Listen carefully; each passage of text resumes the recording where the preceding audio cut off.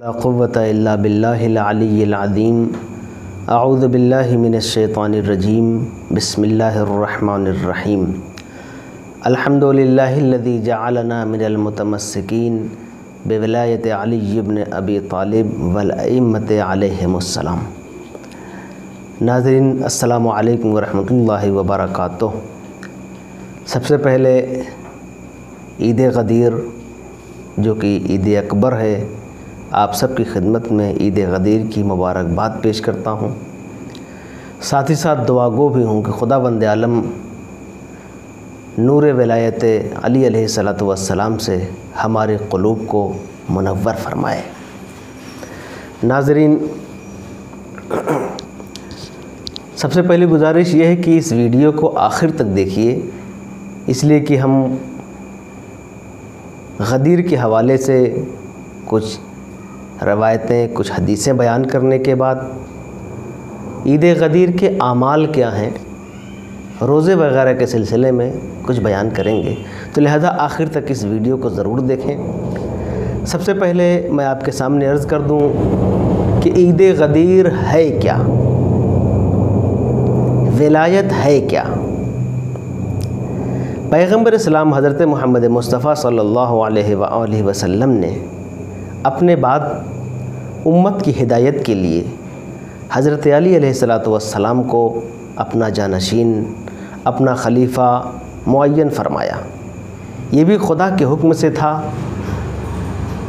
منصبی تقاضا تھا کہ پیغمبر اپنے بعد امت کے لیے کوئی نہ کوئی ہادی، رہنما، امام، خلیفہ چھوڑ کر جائیں۔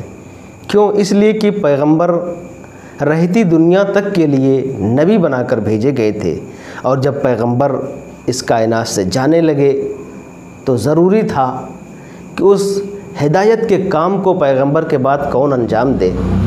تو پیغمبر نے اسی 18 ذی الحجہ کو، جسے ہم روز غدیر کہتے ہیں، اسی دن حضرت علی علیہ الصلوۃ والسلام کو غدیر خم کے میدان میں حجۃ الوداع کی واپسی پر 1.25 لاکھ حاجیوں کے درمیان آپ کو اپنا خلیفہ معین کیا، امت کا امام مقرر کیا، ان لفظوں کے ساتھ اور اس اقرار کے ساتھ کہ اللہ مولایا، یعنی خدا ہمارا ولی ہے، ہمارا مولا ہے،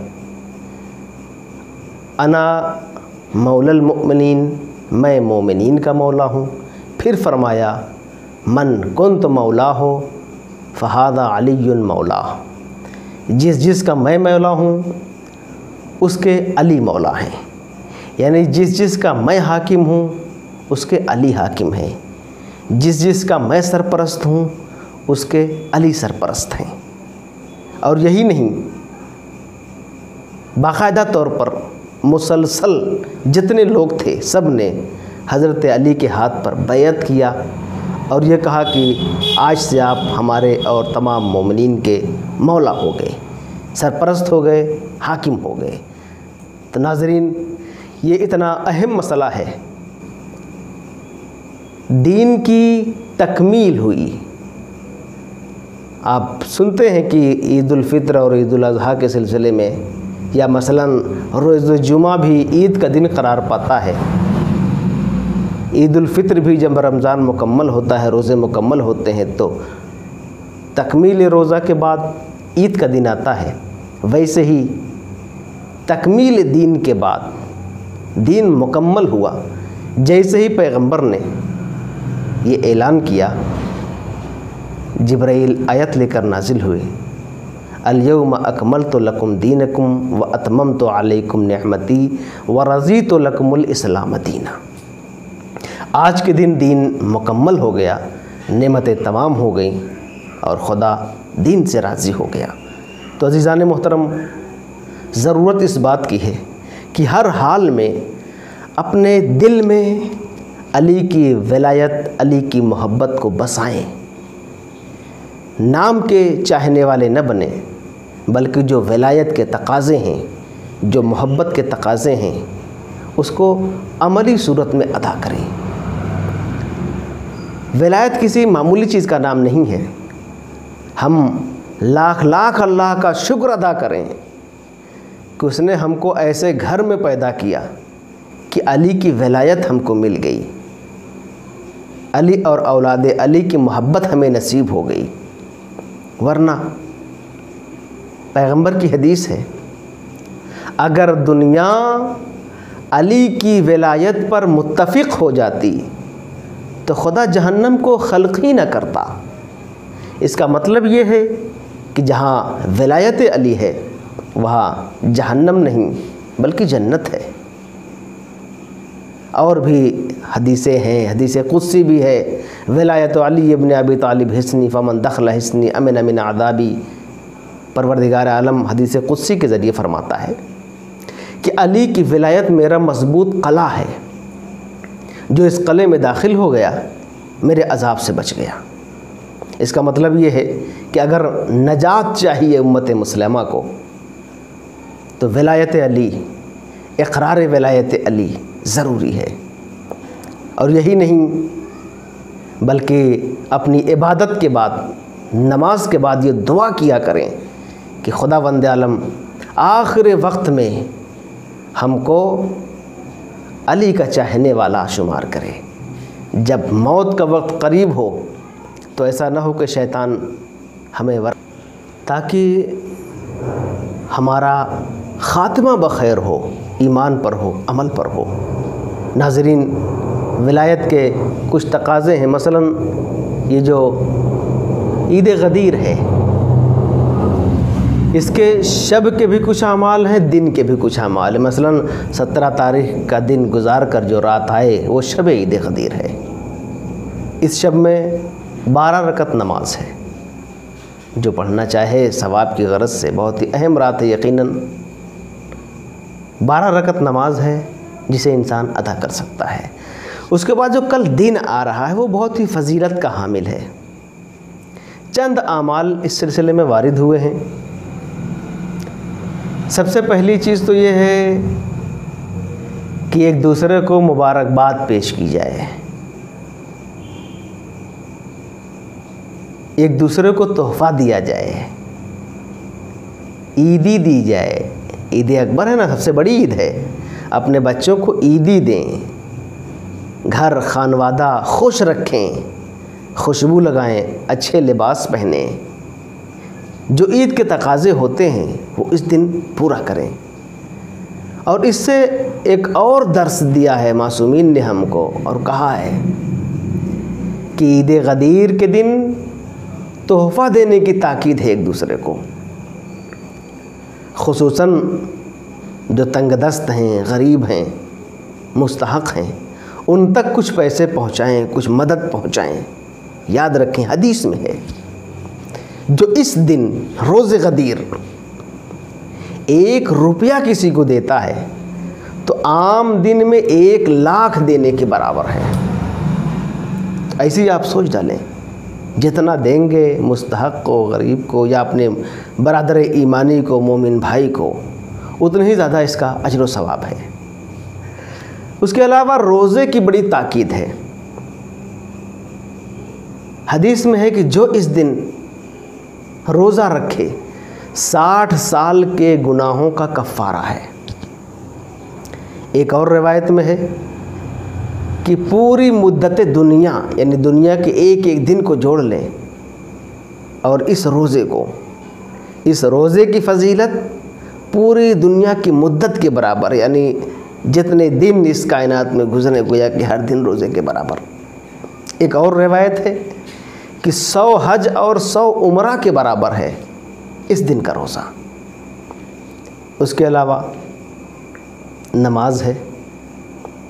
مثلا 2 رکعت نماز کے بعد سجدے میں جائے اور 100 مرتبہ شکرن کہے، یعنی اللہ کا شکر ادا کرے. اس کے بعد دعا ہے، مفاتیح الجنان وغیرہ میں دعا آپ کو مل جائے گی. دعاؤں کو پڑھیں. ایک الگ الگ طریقے سے اعمال وارد ہوئے ہیں. ایک روایت میں ہے کہ ظہر سے پہلے، زوال کے تقریباً آدھا گھنٹہ پہلے غسل کرے اور 2 رکعت نماز پڑھے. ہر رکعت میں ایک روایت ہے کہ سورہ الحمد کے بعد 10 مرتبہ سورہ توحید یعنی سورہ قل هو اللہ، 10 مرتبہ آیت الکرسی اور 10 مرتبہ سورہ قدر یعنی انا انزلناہ فی لیلۃ القدر، اس سورہ کو پڑھے اور نماز تمام کرنے کے بعد سجدے میں جائے اور 100 مرتبہ شکرن للہ الحمدللہ کہے۔ ناظرین، یہ جو اعمال ہیں چونکہ مستحب ہیں، چاہے وہ روزہ ہو، چاہے عیدی تقسیم کرنا ہو، چاہے نماز پڑھنا ہو، اگر آپ چاہیں تو اس کو اپنے مرے ہوئے باپ کے لیے بھی کر سکتے ہیں، مری ہوئی ماں کے لیے، مثلا مرحومین کی طرف سے بھی آپ چاہیں کہ اس کا ثواب ہمارے ماں باپ جو کہ فوت ہو چکے ہیں، مرحوم ہو چکے ہیں، ان کو بھی شامل کریں، تو یقین جانیں کہ صرف نیت اگر آپ کر لیتے ہیں یا اللہ کی بارگاہ میں دعا کرتے ہیں کہ پروردگار میں نے یہ جو روزہ رکھا ہے اس کا ثواب میرے ماں باپ کو پہنچے، یا اس روزے کے عوض میرے ماں باپ کے گناہوں کو معاف کر دے یا ان کے درجات کو بلند کر دے، یا اس عمل کے عوض یا اس کا جو ثواب حاصل ہو ہمارے بزرگوں کو، مرحومین کو، یا ماں باپ کو جو مر چکے ہیں ان کی روح کو بھی پہنچا، تو خداوند عالم ایسا عطا کرنے والا ہے کہ اس کا اجر ہم کو بھی دے گا، ہمارے ماں باپ کو بھی دے گا، یا جن کو ہم شامل کر لیں مرحومین کو اپنے اس عمل میں، عبادت میں، انہیں بھی ملے۔ ہاں، ایک عمل اور ہے اس دن، زیارت امیر المومنین۔ ظاہر ہے پیغمبر بھی تاکید کرتے تھے کہ غدیر کے دن علی سے ملاقات کرنے کے لیے آؤ، علی کی زیارت کرو، لہٰذا ہم دور ہیں مولا سے، اگر نجف اشرف یا اس کے ارد گرد ہوتے تو یقیناً پہنچتے، دور ہیں تو یہیں سے ہم اپنے مولا کو سلام کریں گے، مولا کی زیارت پڑھیں گے۔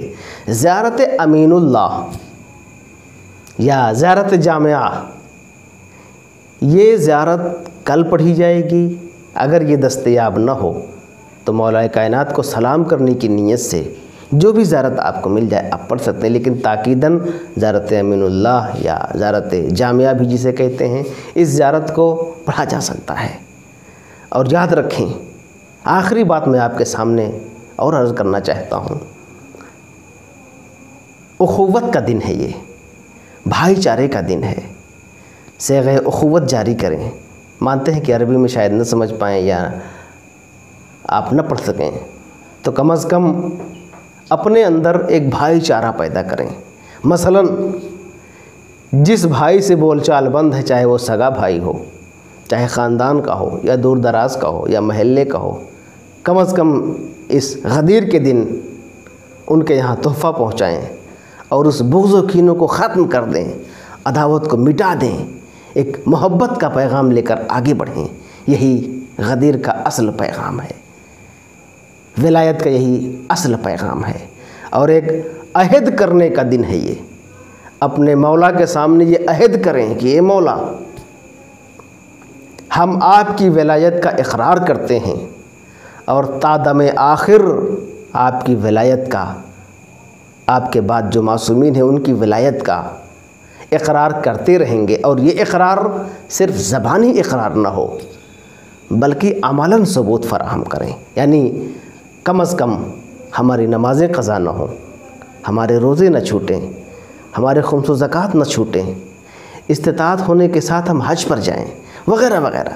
گویا کہ جس علی کی ولایت کے اقرار کا یہ دن ہے، ایک عہد کرے کہ مولا ہم آپ کی اطاعت بھی کریں گے، اگر اطاعت نہیں کیا تو صحیح معنوں میں نہ ہم ولایت کے قائل ہوئے، نہ ہم شیعہ ہوئے، نہ ہم محب ہوئے، صرف نام کے شیعہ، دکھاوے کے شیعہ، دکھاوے کے چاہنے والے، تو بلکہ ایک عہد کرے کہ مولا ہم آپ کی سیرت پر عمل کریں گے، آپ کی ہم اطاعت کریں گے۔